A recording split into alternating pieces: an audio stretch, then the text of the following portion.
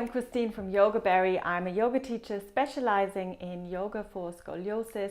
I also run a lovely supportive Facebook group called Yoga for Scoliosis Community, which you're very, very welcome to join if you or one of your loved ones have scoliosis and you're looking for a little bit more support, inspiration and motivation to really get into yoga for scoliosis.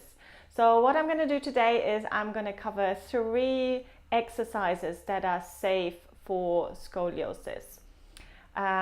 You don't have to know the curve, you don't have to know the exact degree of your curve for this practice today, and it's fine to practice with a fused spine or Harrington rod as well. So it's kind of a all-round practice for everyone. A little note about safety to begin with. I've been asked so many times about safe exercises for scoliosis. Any exercises can be safe, just to let you know and just to kind of get this into your mind, as long as you're aware what you're doing, as long as you're listening to any signals from the body. Pain is a no-no, so whenever you feel pain in any sort of exercise, please stop. Find a way to modify it. And then as we go through the practice, as we become more and more aware, we can differentiate between achiness, between sharp pain. So sharp pain is normally a signal that we completely need to change what we're doing. If there's achiness, it could be muscle tension that we're slowly working through. But this kind of comes with experience. In this practice today, I want you to monitor yourself in the practice and after the practice, just noticing any signals from the body. Did anything feel particularly good? Did anything feel bad? And that's how we're kind of getting into building up a safe practice for ourselves. Let's face it, scoliosis is very individual, so we have to kind of slowly start to get you to a tailor-made program that is just right for you. But I'm going to stop talking now. Let's get to the exercises, and we're going to start in all fours. So coming into all fours, the first pose that we're doing is it's called a leg and arm extension, opposite leg and arm extension in all fours. So for the alignment, we want to have the hands directly under the shoulders and the knees directly underneath the hips, and the knees are hip distance apart. From there, we're just going to start with the arms to begin with. So first of all, just making sure that you have a little bit of support from the front of the body. So you don't want to collapse into the lower back. So just noticing how we're kind of engaging my abdominal muscles just a little bit, as if I'm balancing a glass of water on my back. So I want to hold the back completely still when I slowly start to extend one arm forward with the thumb facing up towards the ceiling. Exhale, bringing it back. Inhale, lifting the left arm, and exhale to bring it back. Good. So let's try the legs.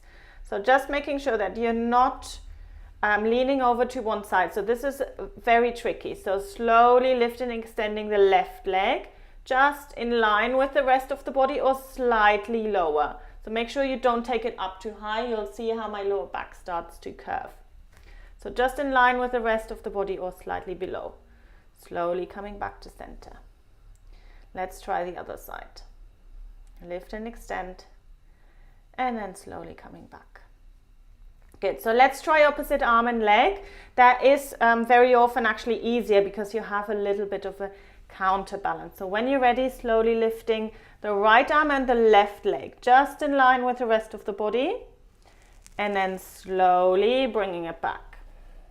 So really working slowly in this. This is a strengthening exercise. It's very good for back strengthening, really, really good for posture. Good. So inhale to lift and extend, and then exhale to bringing it back. Let's do one more on the other side. Inhale, and then exhale to bring it back. Good. And then release, just sitting back on your heels. Good, so that was exercise number 1. I'm going through these relatively quickly, but you can obviously replay if something wasn't quite clear. You can always ask me questions. Second one we're going to do is downward dog.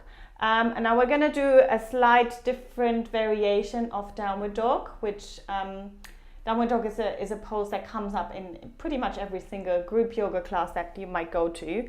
So we're going to adapt it for scoliosis especially today. So come up into standing, and I'm going to use my little cupboard here.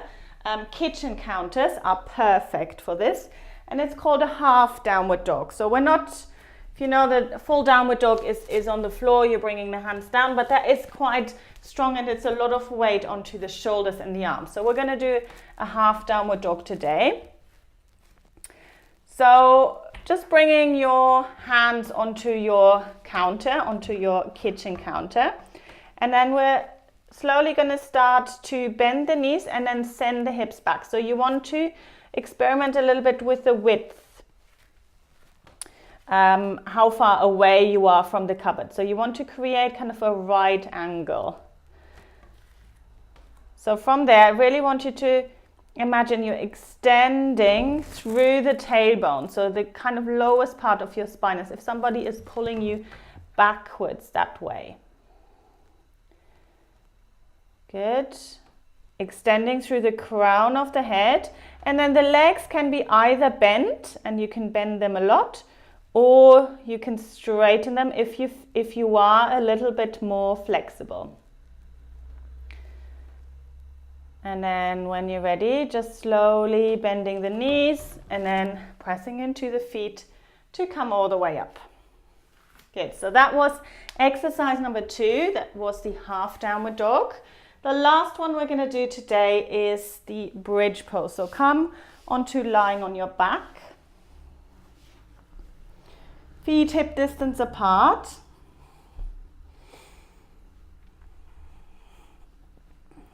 Heels quite closely in towards you. Good. So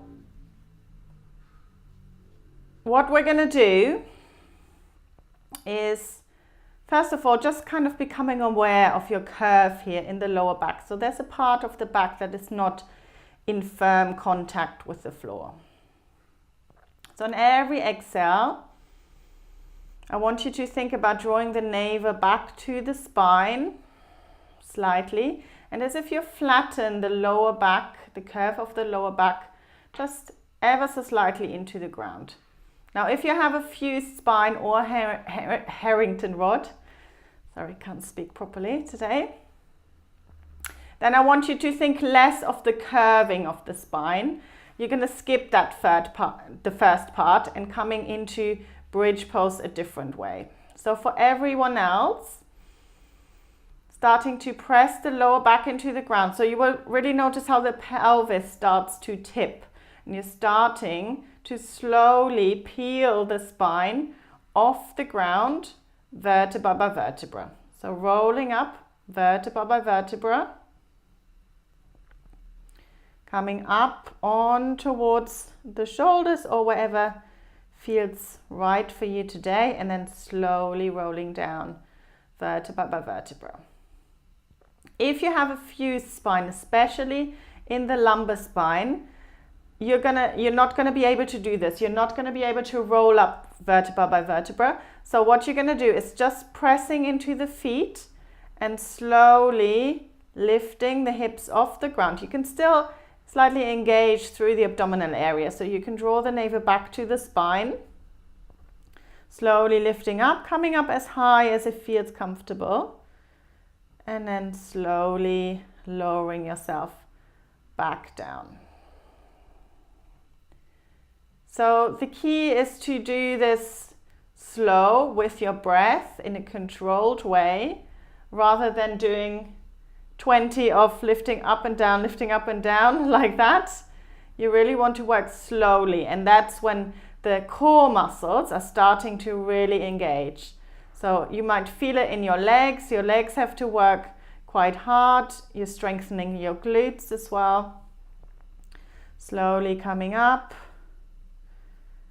and then slowly coming back down. So 2 ways of coming up and down. Fused spines and Harrington rods. We're not doing the peeling of the spine vertebra by vertebra because physically you're not able to do that if your spine is fused in that way. If you haven't had surgery, then you can really work on this pelvis tilt. So tilting the pelvis in towards you and then slowly, really imagining vertebra by vertebra, rolling up, coming up onto the shoulders, and then slowly rolling back down. Good.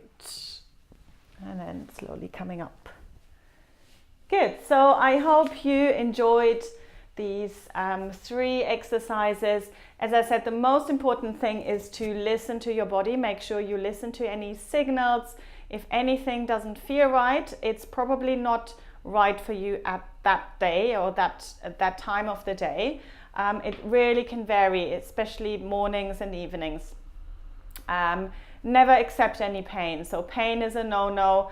And have a look at some of the other videos if you are suffering from pain. There's other videos that you can watch. There's also videos specifically tailored for certain curve patterns.